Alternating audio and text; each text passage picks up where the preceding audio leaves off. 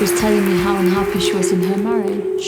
And I said to her, come to me. She said, I can't, because I have to think about honor.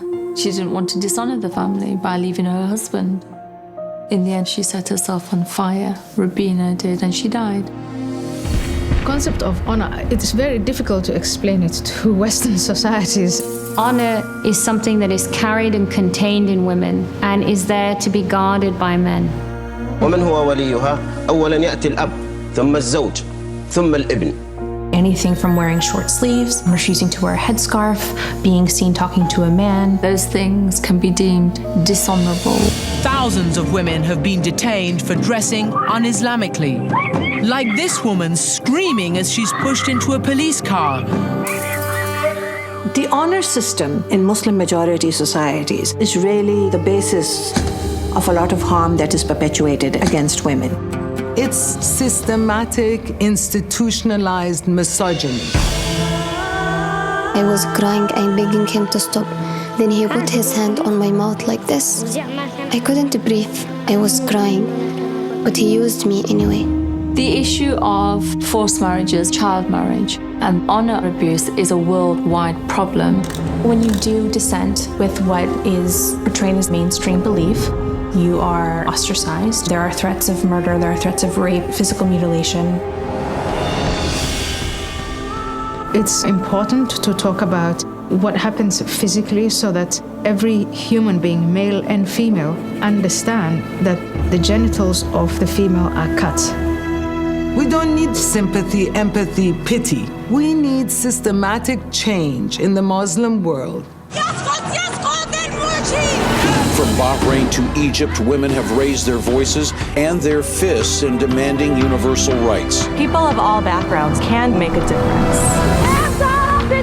My sisters in solidarity, there has never been a better time than now to turn the tide. We need a whole army of women helping other women. We will speak up for our rights and we will bring change through our voice.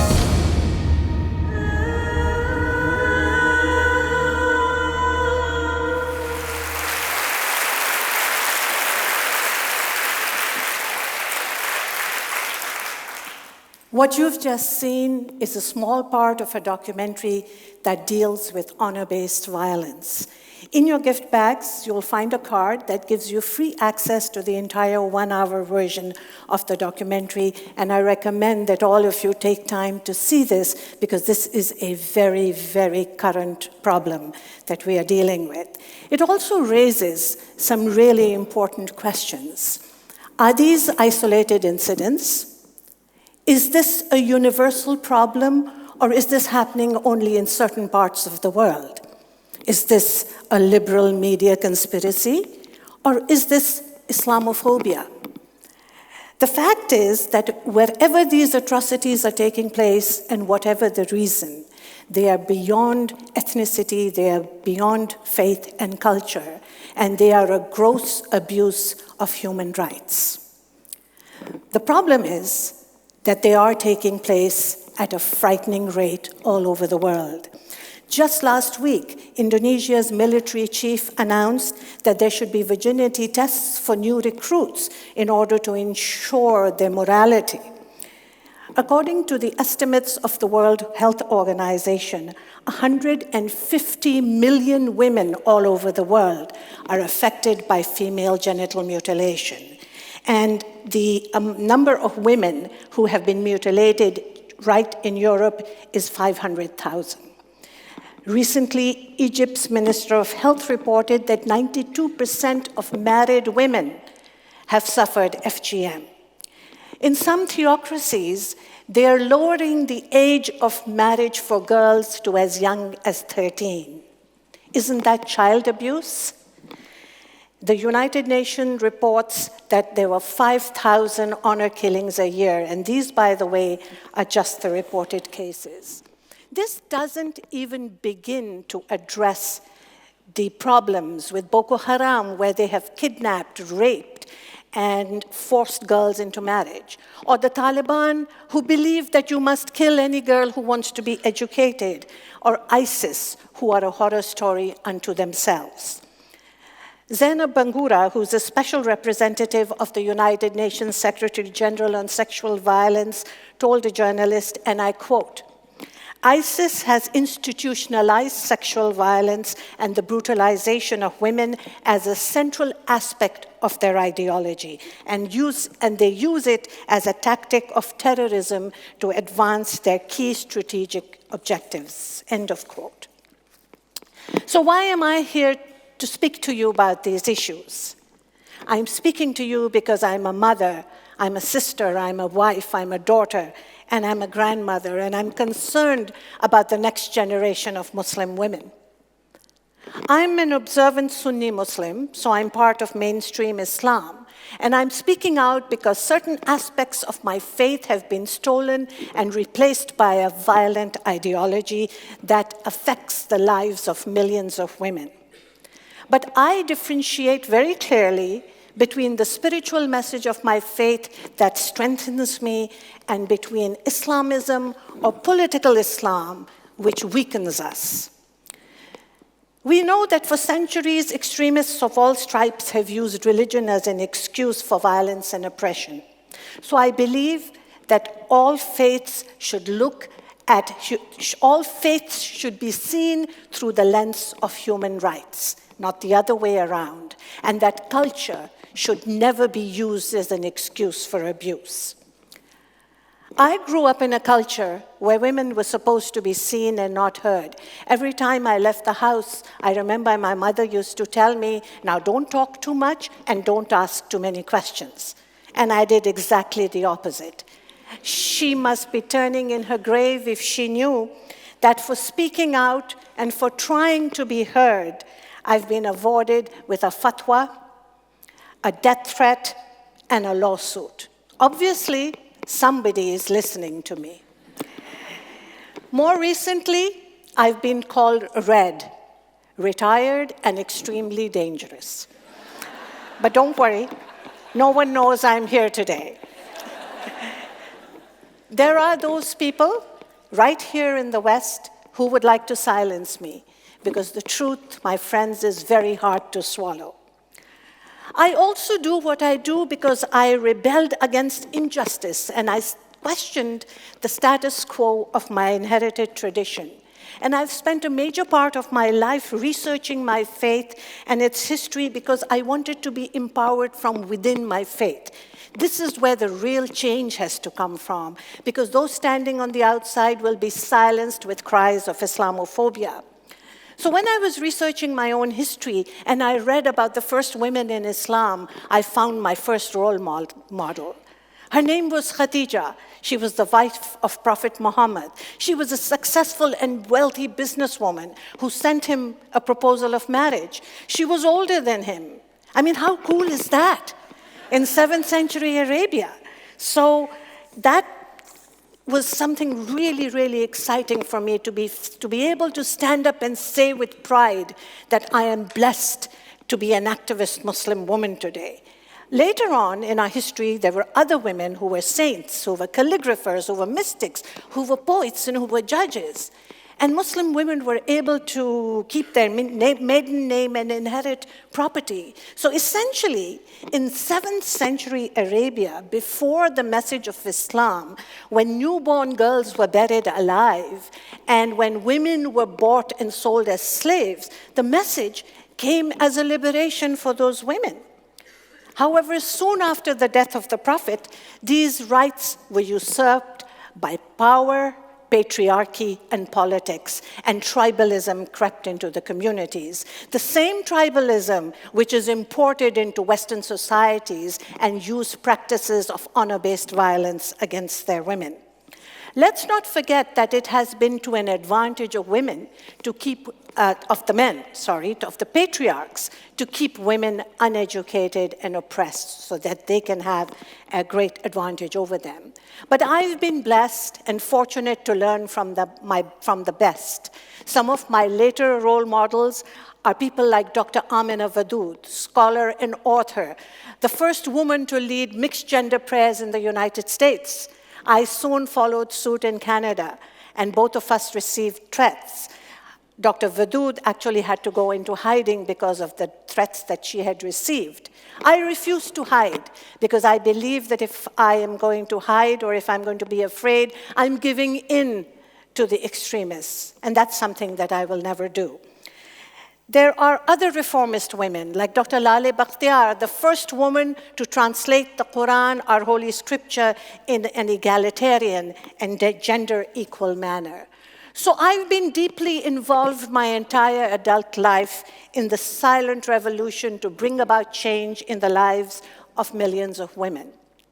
The question arises about whether abuse happens in other societies as well. Of course it does. Rape, domestic violence, violence against women exists in every society. It exists in Western society as well. The difference is that it is not institutionalized.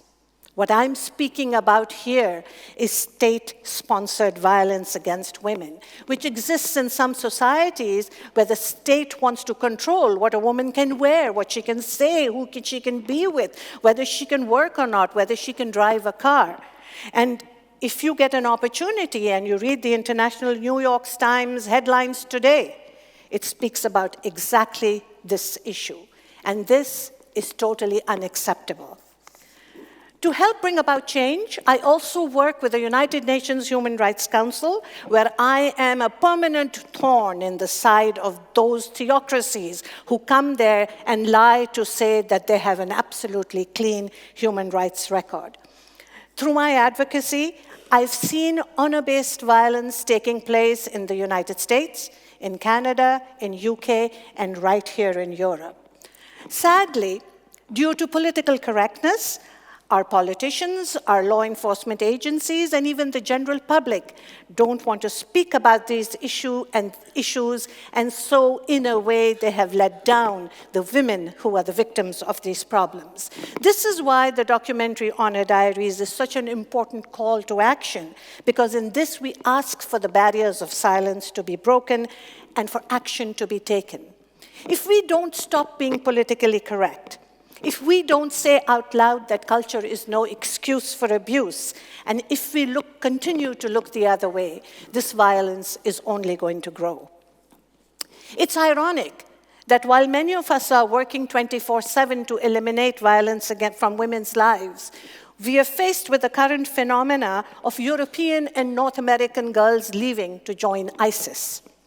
The director of the National Counterterrorism Center reports that more than 20,000 foreigners from 90 countries have flocked to join ISIS, and an estimated 3,500 are these from Western states, including Europe. And according to an article in The Independent, a senior female ISIS figure who has been recruiting some of these young people to go and join ISIS is a student from Seattle, United States. I mean, how odd is that? So it brings up the question, what attracts young, educated Western women to join an evil outfit like ISIS? There are two factors at play here. The first one is that many of these women, and some men, have dysfunctional family lives. They have a problem with the status quo of the countries that they are living in. They have this built-up anger and resistance against them. And ISIS offers them this utopian dream of an ideal society based on justice, a path that they think is the only right path, support of a community, and the glory of a long-gone caliphate. Until these young people go there and discover a basket of lies. They're manipulated and maneuvered with a romanticized version that they're going to help change the world. It's a very powerful and toxic attraction. And fortunately, I don't see the media and social services jumping in to stop this deadly exodus. So we have to band together to stop these journeys to violence and death. And how are we going to do this? First of all, we have to accept that this is not just my problem. Each and every one of us here today must speak out against human rights violations against other members of our society.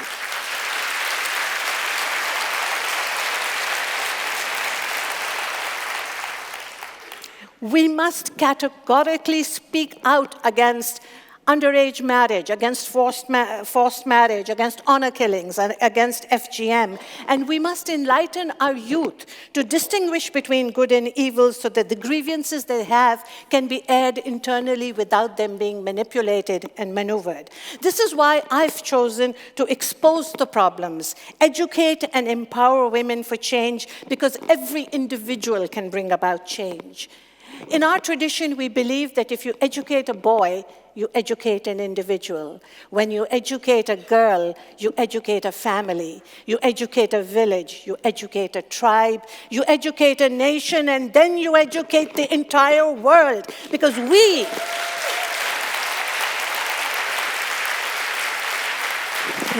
are the nurturers, we are the teachers, we are the ones who teach our children the difference between good and evil. And the best example I can give you is the young girl from my homeland, Malala Yousafzai, who was shot in the face because she wanted to have an education. Today, because of Malala's fund, there are thousands of schools for girls all over the country.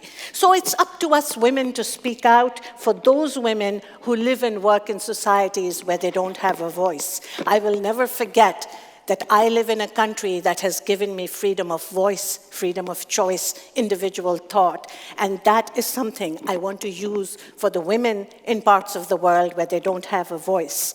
I want to leave you with a very, very small saying from, which I can't find here, of course, but somewhere in my notes it's got to be there. It's fallen. Thank you. So, among my inspirations is Iranian lawyer Shirin Ebadi. She was a Nobel laureate. She is a human rights activist and lawyer. And this is something she said to Muslim women, especially, and I quote, "Keep on struggling. Don't believe that you're condemned to an inferior status. Look carefully in the Quran so that the oppressors will not succeed in misleading you with their commentary and selective quotes. Don't let people masquerading as clerics claim that they have a monopoly on understanding Islam. Teach yourself and invest your best efforts in competing in all areas of life.